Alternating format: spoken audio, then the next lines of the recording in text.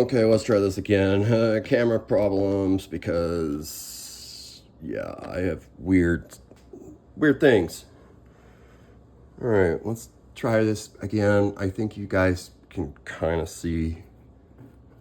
Yeah, that's about right. Yeah, lighting sucks. I'm sorry. All of it sucks.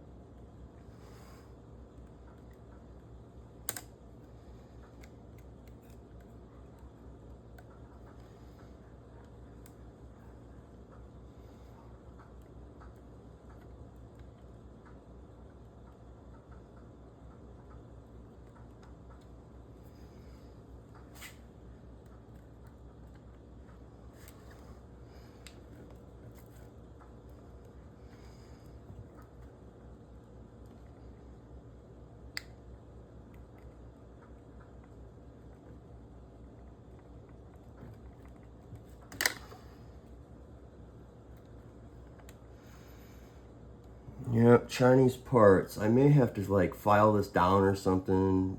It's like, it just not fitting. You know, this is why you want to use OEM parts if you can. And you don't have to fight with stupid shit like this.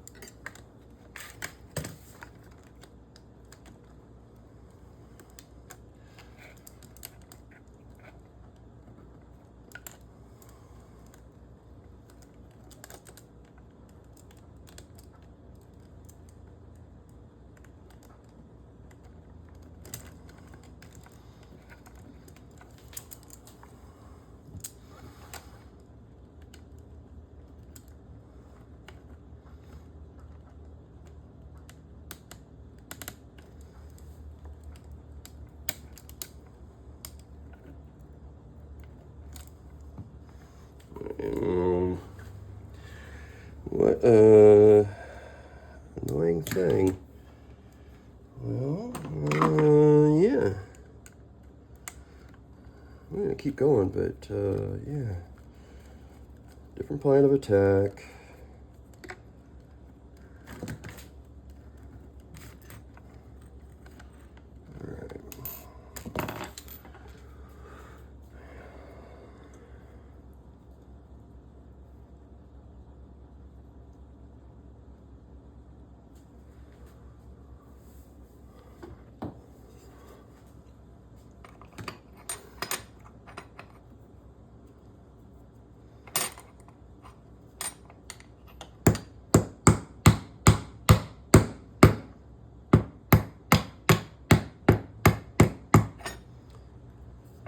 Yes, I'm using a hammer. I typically do not use a hammer for things RC, but in this case, I had to.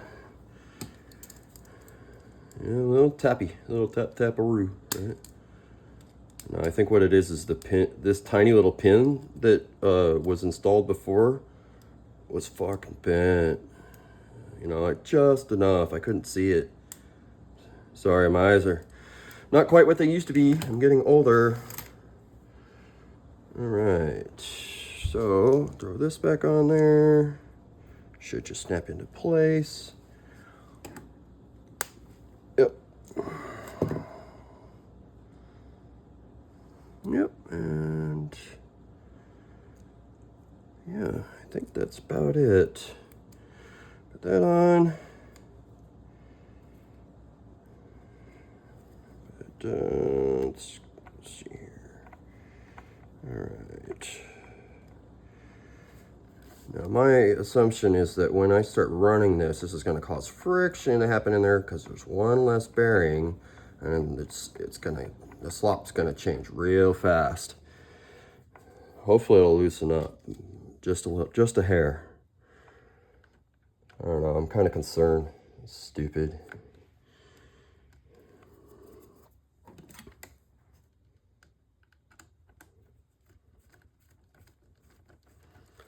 Yep, here, got to remove a bearing to use the part. Yeah. I'm gonna order some Traxxas ones. I wasn't really trying to cheap out. I just wanted to buy the heavy duty ones because I knew this was gonna happen. It was just a matter of time, you know? And I've been through, I don't know how many sets. I think this car has had 6 sets of tires in its lifetime.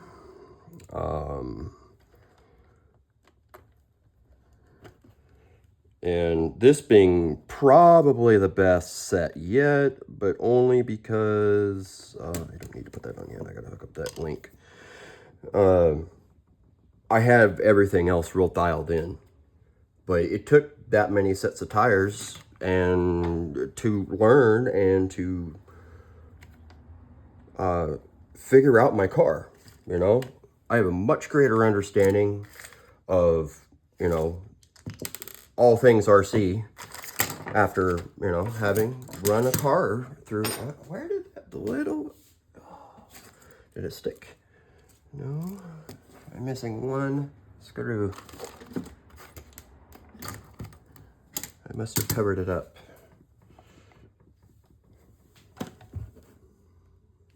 I don't know, maybe I dropped it. I have others.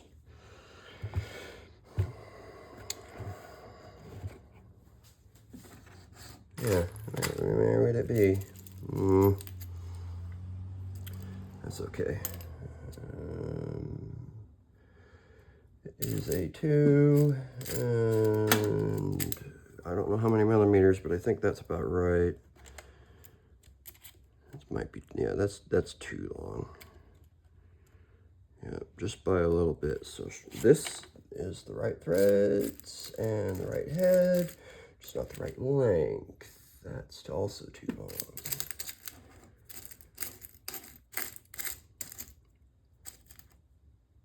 That's better.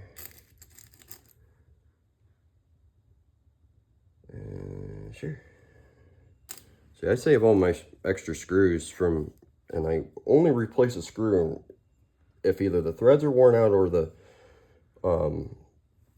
hex is worn out. So I have a nice little bucket of screws and other hardware from all of my cars and all the other spare parts that come with your spare parts, you know, additional hardware. And you end up with something like that. And I've been buying stuff too to do other projects, and it ends up in there. And it's all RC related.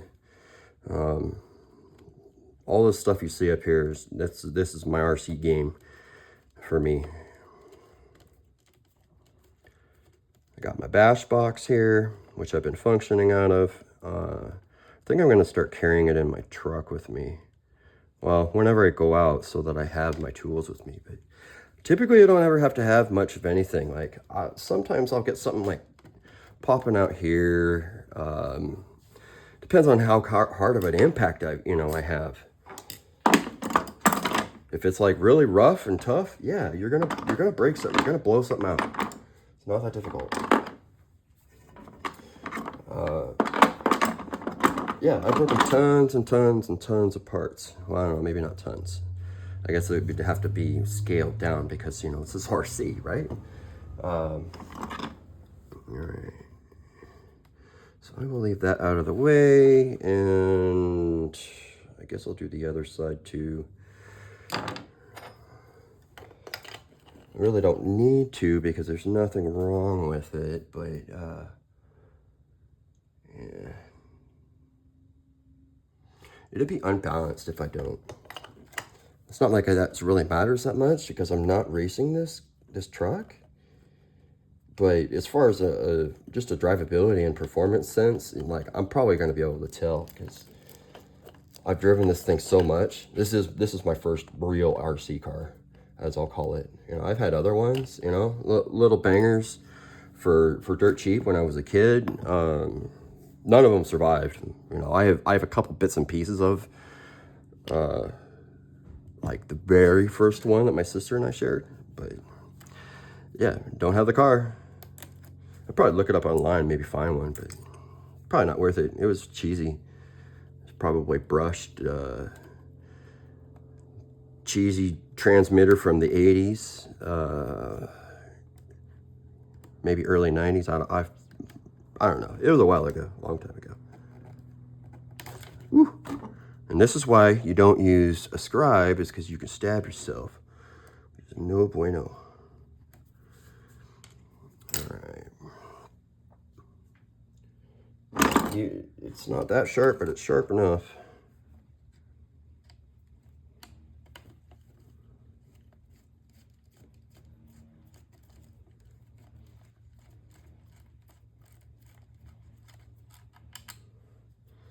All right, let's not lose that one like I did last time.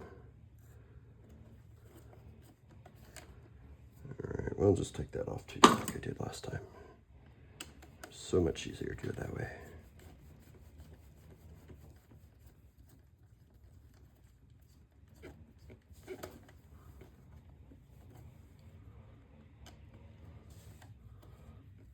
So I think I'm going to put some blue A-arms on this whenever they come in the mail. So hopefully they'll be about the same color as the bumper. You know, kind of an aesthetic thing, but I think 2 of them are broken right now, but it's up by the pin, and usually I can just pop it back into place, but I've got RPM ones on the way, and I've never broken any RPM parts, ever. They're so robust. Absolutely, absolutely robust.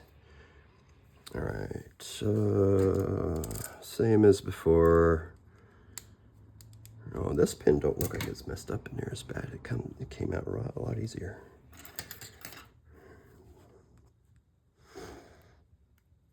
Yeah, that was super easy. The other one was bent. Actually, this one's bent too. I must have just pulled it out just perfect.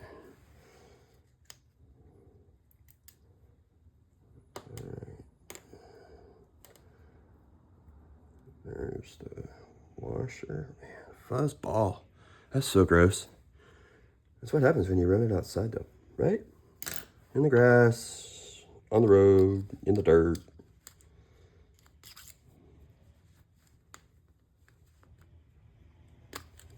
Yeah. All right.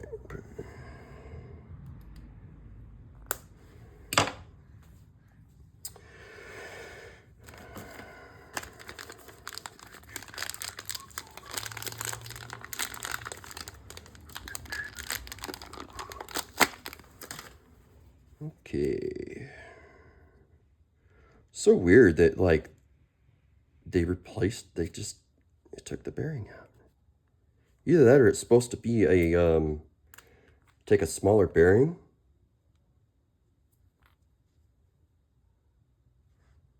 That goes along with it.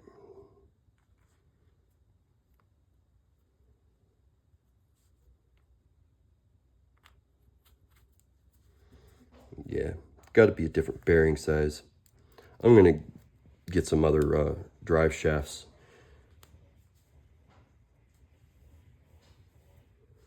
Oh, that just ain't right.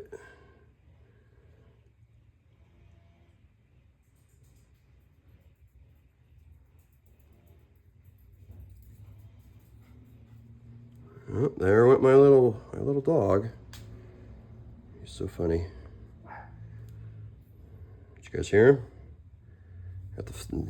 He got that tiny dog voice. You know, big dog on the inside, little tiny dog on the outside. You got a big heart though. You love everybody, don't you, Fritz? Okay, snap again.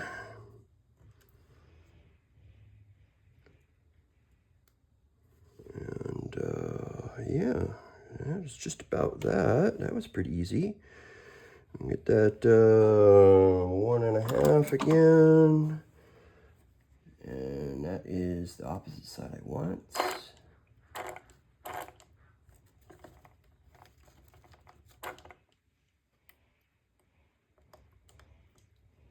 Okay, there we go.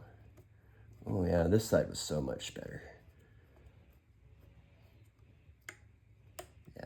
Yeah, that's the deal, is like that first one that broke. Yeah, I just need to get a whole new set.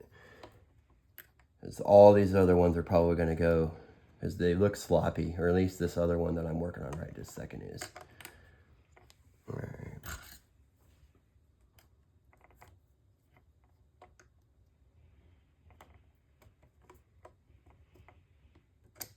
There we go. And that comes off, just like that. Yeah, garbly gook in there. That's all right.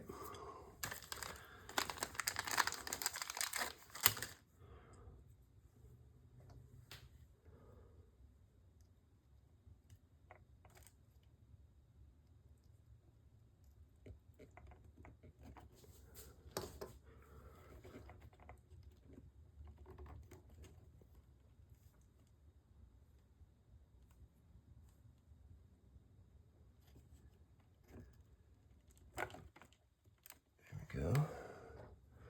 I don't need the alignment or to use that scribe as an alignment tool this time because I could actually see it.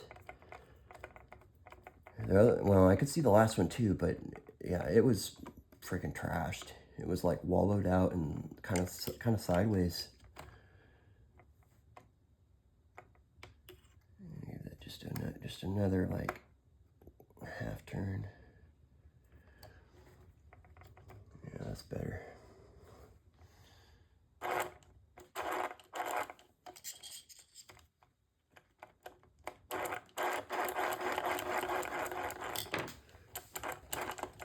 What is that? Not turning. Oh, that's why it's super tight. That means the other one's going to be like that too.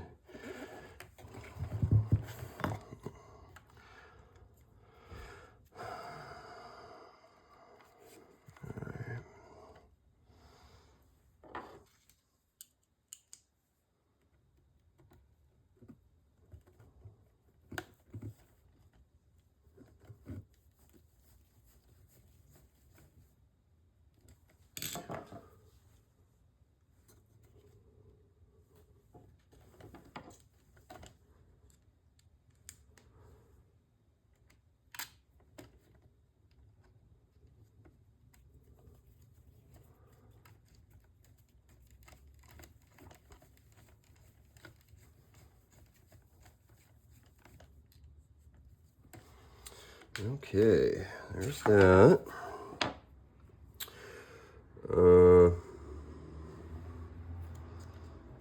That.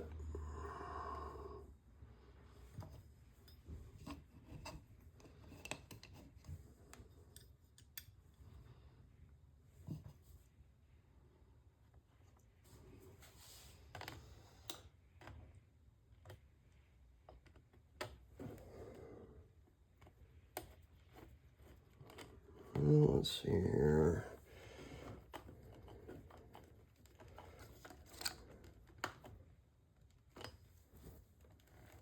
Looks good to me. I'll take it and throw that crap away. I'll retain this for emergency parts.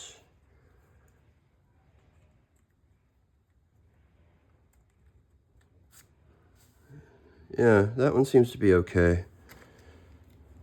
This one is not okay. So I will, yeah, bye-bye. I'll save this. Yeah, still a good part. It'll warn, and it'll run. This thing will probably race. You can put this in a race and it'll work. But yeah, that's spare parts for later. I don't know. I'm kind of not happy about having these two bearings out. It makes me think that the rear end's going to go out sooner. So I will be reinstalling those at a later date. Probably when I get the replacement arms or the half shafts. You know, these short four-wheel drive arms or drive shafts. Yeah, that's what they are. They're actually a secondary drive shaft. And that would be because the primary one is what comes, well, it might be what is considered the largest, or depending on its function. As if it, you know, if it's a money maker for the machine, and yeah, that's probably what it's going to be. So, all right.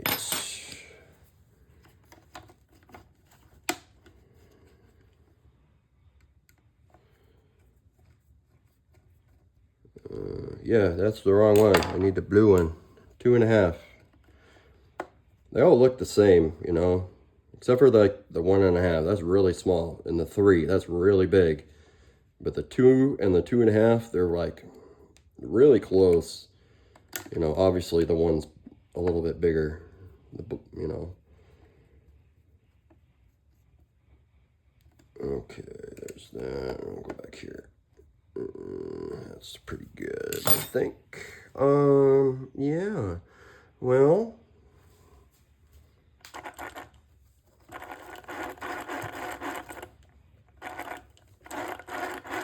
that's one way to lock the rear end up. Yeah, I already don't like this.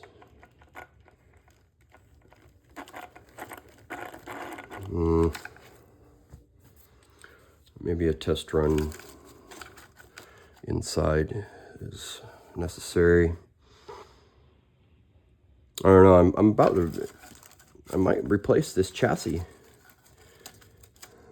I have another one, and don't get me wrong. This chassis is great, and it really doesn't have any problems with it in some sense. But yeah, that's got a zip tie in it. I put holes in it so it could receive this larger servo that is not for this car.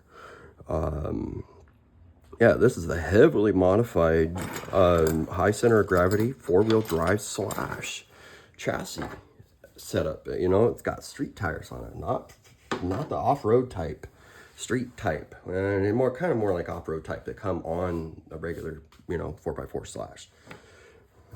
Yeah, these things are pretty nice.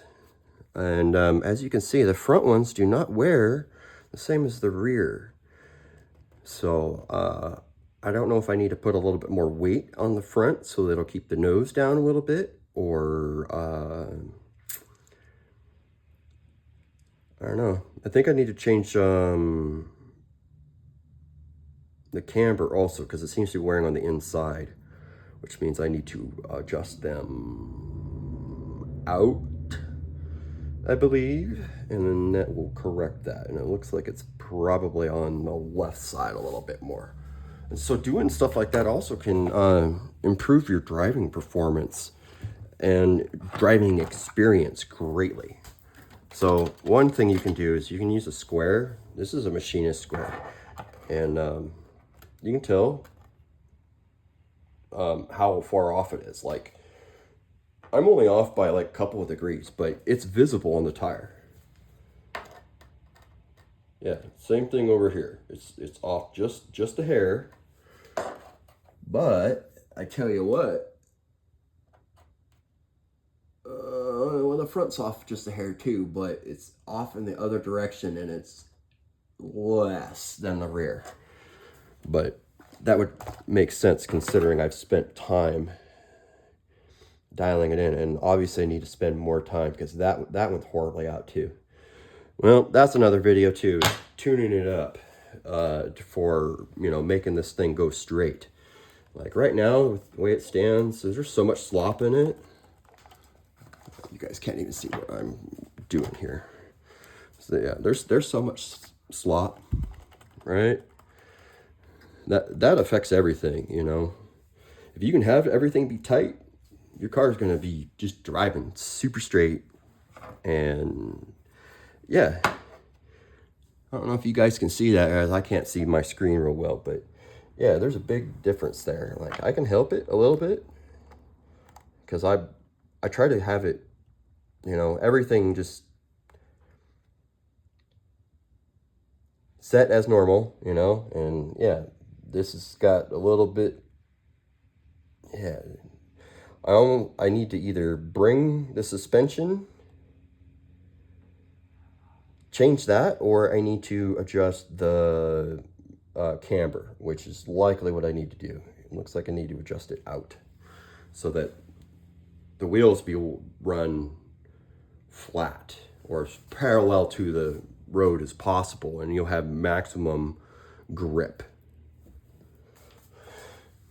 Well, I think that's about it. I don't think I'm gonna take it for a rip, at least not yet. But probably later on today, since I would now call this a drivable car again. So, yep, onward and upwards. I got one other car that I'm probably gonna do the same job to. I just don't know if I'm gonna show it or not, or if I'm going to film it or not. I'm going to do that same bit to my my Slash Ultimate. It's also set up like exactly like this. Differences are that and the chassis. My Ultimate doesn't have a whole lot of aluminum parts. It's just whatever, you know, comes with that Ultimate trim level that Traxxas offers with their cars. So yeah, it only got, you know, a 6S power plant and 2000 kV motor in it. And yeah, the tires and the shocks and the bumpers, those are all like just standard stuff for Slash. So yeah, this one, yeah.